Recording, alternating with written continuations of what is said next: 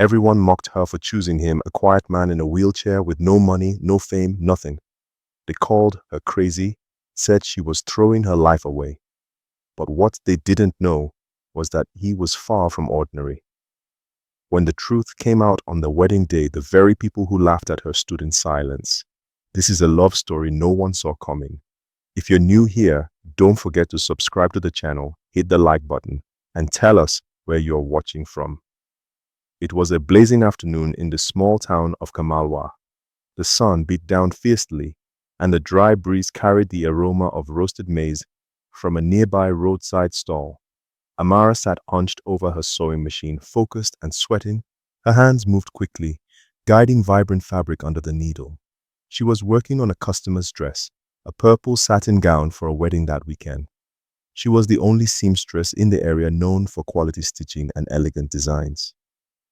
Though young, Amara was hardworking and deeply respectful. Everyone believed she deserved a better life than what she had, living in a tiny room behind her mother's vegetable shop and barely making enough to get by. Just as she tied the last thread, the bell above the shop door jingled. "Good afternoon," said a calm male voice. Amara looked up. There he was again, the same man in a wheelchair who had come 2 weeks earlier to mend a torn shirt. He was always neat, quiet, and polite.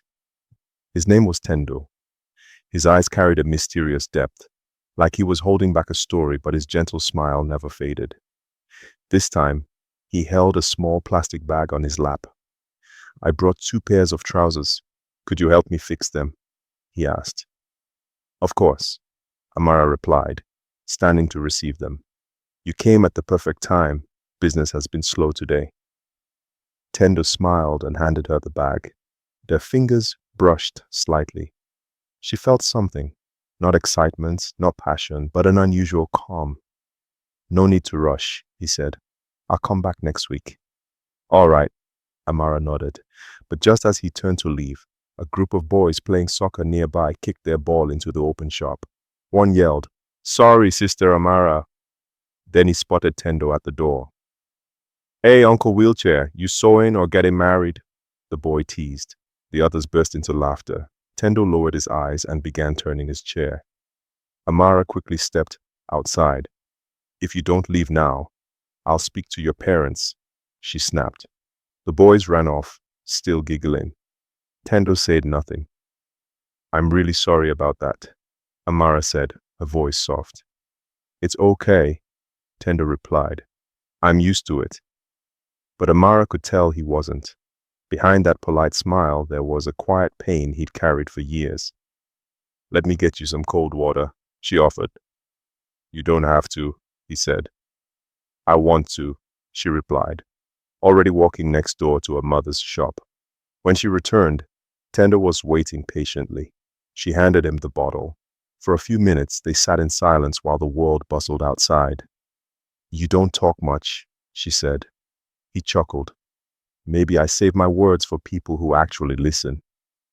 Amara smiled, her first genuine smile that day. He was different, not like other men who came to flirt or boast. He wasn't trying to impress, he was simply himself. "Do you live nearby?" she asked. He nodded. "Close to the old mission clinic. I stay with my uncle." "That's a bit far from here." "I like the peace there," he answered. After a pause, he added, "You're kind, Amara." "Most people see the chair before they see me." She looked into his eyes. "I see someone who brings clean clothes and speaks with respect. That's what I see." Tender smiled again, a deeper smile this time. As he left, Amara found herself watching him longer than usual. Something new had begun, something only her heart understood. In a small town like Kamalwa, news spreads fast. By the next market day, everyone was whispering about Amara and the man in the wheelchair. Old Mama KG, who sold tomatoes at the junction, scoffed. "Ah, Amara is too young to waste her beauty like that." The local barber, Jimbo, told his customers, maybe the guy used charms. You know, these silent types. And worst of all, Auntie Remy, the tailor 2 shops down, warned, I told that girl the man has no future. Can't even stand. What kind of life is that? Inside her shop, Amara heard it all, the whispers, the fake coughs, the laughter whenever Tendo passed. He had started visiting more often, sometimes with clothes to fix, sometimes just to say hello. He never lingered, never intruded. But every visit left Amara feeling noticed. One evening, as she locked up, her childhood friend Nene stormed in. "Amara," she hissed, "is it true?" "Is what true?" Amara asked, folding fabric. "That you're dating that man in the wheelchair? Are you serious?" "His name is Tendo, and yes, he's a good man." Nene laughed mockingly. "A good man? He can't even walk.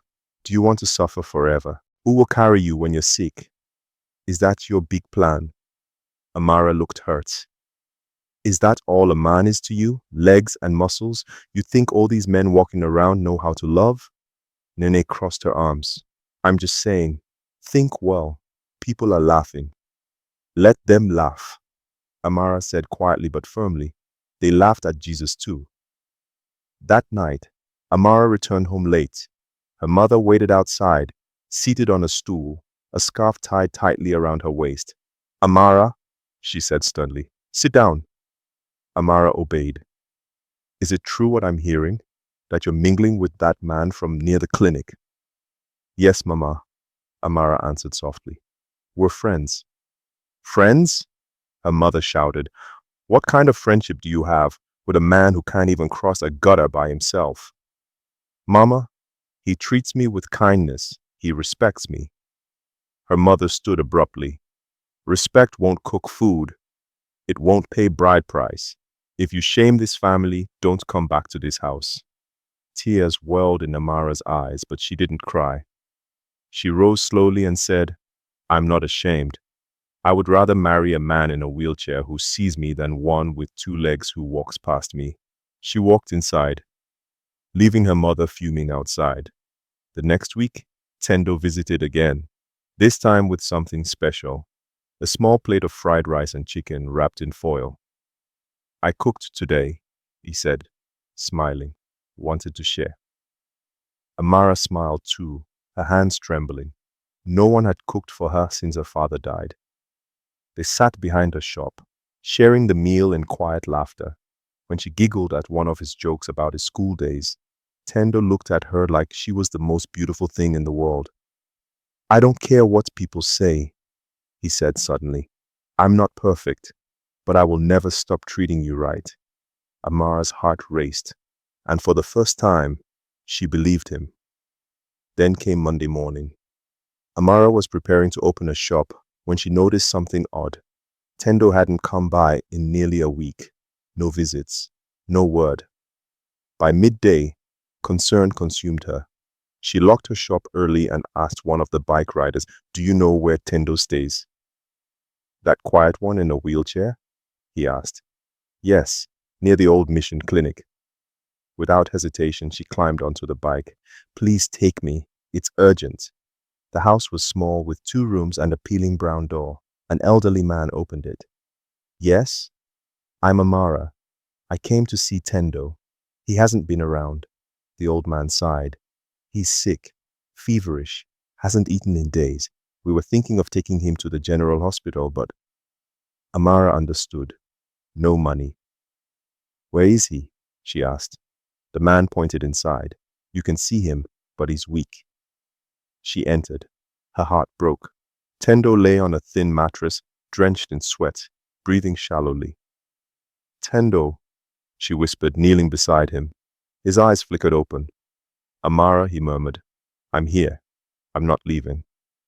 That evening, Amara did the unthinkable. She used her savings, money meant for sewing supplies, to hire a cab and take Tendo to the hospital. She stayed with him till midnight, feeding him water, wiping his forehead. When the doctor finally emerged, he said, "He's stable, but needs rest and medication. You brought him just in time." Amara exhaled. Thank God. But the struggle had just begun. He said flatly, "Your rent is long overdue. If I don't get the money by Saturday, pack your things." Amara's lips trembled, but her voice stayed steady. Please, I just need a little more time. No more time. Saturday. That's it. That night, Amara couldn't sleep. She lay on her thin mattress, staring at the ceiling, chest tight with worry. Her mother's words echoed. This love will bring suffering. Maybe she had been right. Amara thought about asking Tendo for help, but stopped herself. He was still healing. She had promised never to be a burden. The next morning, she opened her shop like nothing was wrong, but before she could begin sewing, Mr. Bako, her landlord, waved from across the street. Amara, I've been looking for you. Her stomach dropped. She wiped her palms on her wrapper and walked over. Good afternoon, sir. He didn't waste time. So you couldn't come and tell me someone paid your rent, huh? She blinked, confused. My rent? 6 months, he repeated. Paid in full, cash. A man came by, clean, well-dressed, said it was for you, then left. Amara stared. Who was he? The landlord shrugged. Didn't leave a name, just said, this is for Miss Amara's rent. She'll know when the time is right. I thought, maybe you got yourself a rich customer. He chuckled. At least now I know I won't be chasing you for the next 6 months. That's one sweet me. She forced a smile and walked away, but her mind was spinning. Who would do that? She hadn't told anyone, not even Tendo, how bad things had gotten. She had planned to beg for time, maybe even sell some fabric. Now the problem had vanished. The next evening, Amara visited Tendo. He sat by the window, watching birds glide through the Kamalwa sky. You're early today, he smiled. I finished work early, she replied, settling beside him. They talked lightly about food, music, medicine. Somehow, even with his soft voice, Tendo made her laugh, made her feel safe. After a pause, she said, something strange happened yesterday. Oh? He asked. My landlord said someone came and paid my rent. 6 months. Tendo raised his brows. That's unexpected. She nodded. Didn't leave a name. Tendo leaned back. Maybe your kindness is finally finding you. God sees everything. She smiled faintly. I just wish I knew who to thank. Tendo only nodded, calm, like he had no clue, and Amara didn't suspect a thing.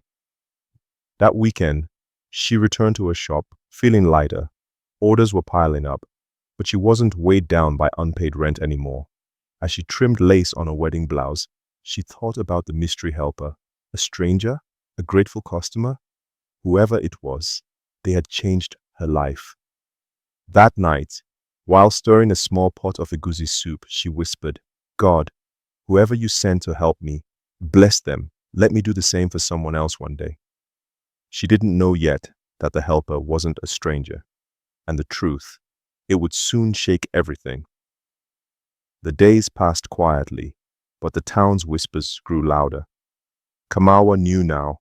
Amara was serious about Tendo, and people weren't kind. She's too fine for a man like that, Auntie Remy said, loudly outside her sewing shed. Maybe he used charm, muttered a bike rider. Imagine marrying someone who can't even stand, another marketswoman said, laughing. Amara heard it all. She didn't respond, but it still hurt. One afternoon, 3 women entered her shop with fabric for a funeral. As she measured their wrappers, they started talking, loudly and deliberately. Some girls don't know their value, one said. Love is sweet, until you're the one pushing the wheelchair, another replied. Well, the third laughed, at least she'll always know where her husband is. He can't run off. Amara paused, but said nothing. She kept her head down and worked. But their words clung to her like sweat. Later that evening, she sat beneath the mango tree with Tendo, a head against the bark. Why don't you ever talk about your past? She asked. Tendo looked at her, surprised. People talk. I get judged. I stand by you anyway. Sometimes I wonder what you're hiding. He exhaled. It's not about hiding. It's about healing. When I lost everything, my health, my work, my voice, I didn't disappear. I came here to find something again. Did you find it? She whispered. Tendo turned, his voice low. I think I found you. That night, when Amara returned home, her mother stood waiting, arms folded. I heard you're still seeing that man. Are you mad? People are laughing at us. Mama, Amara's voice trembled. I'm not marrying people. I'm marrying the man who stood with me when no one else did. Her mother hissed. So you've chosen shame? No, she said, chin lifted. I've chosen love. And she walked past her mother, not bitter, not angry, just strong. The next morning, Amara found a message chalked on a shop wall. Mad woman marrying a beggar. She stared at it, then got a bucket of water and washed it off. She didn't cry, not because it didn't sting, but because her heart had found something deeper than people's opinions. That evening, Tendo came by. She was quiet. What happened? He asked.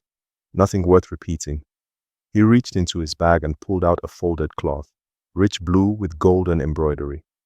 I saw this and thought of you, he said. You're bold, calm, unshakable. She smiled, tracing the fabric. Even when the wind blows hard, that's when you stand strongest. She looked into his eyes, and in that quiet moment, she knew she had made the right choice.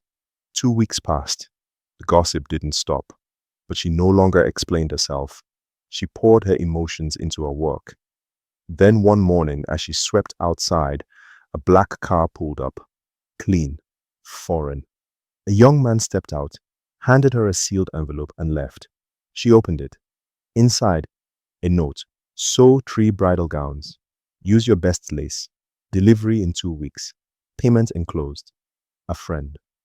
And 300,000 in crisp Naira bills. Amara sat down, her hands trembling. No name, no phone number, no address, just trust. She touched the fabric samples attached. Who are you? She whispered. That evening, Tendo visited. He noticed her glow. You're smiling again, he said.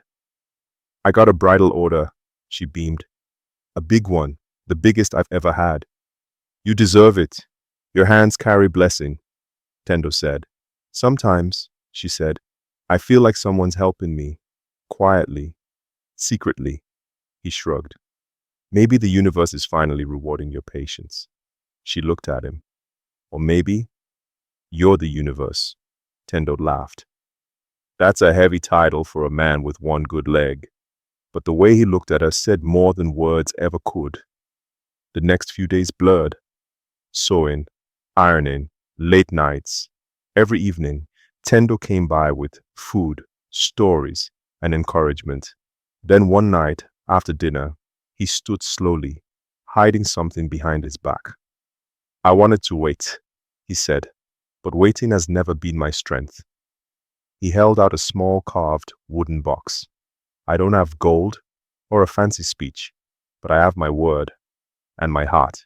Both belong to you. Inside was a silver ring, a tiny sapphire in the center. I want to marry you, Amara, not when things get better, not when people approve, now as I am, if you'll have me. Tears filled her eyes. She nodded. Yes, she whispered. Yes. The wedding planning began. Quietly. A small church ceremony.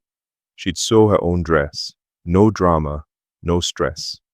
But on the 3rd day, a letter arrived from a luxury wedding company in Lagos.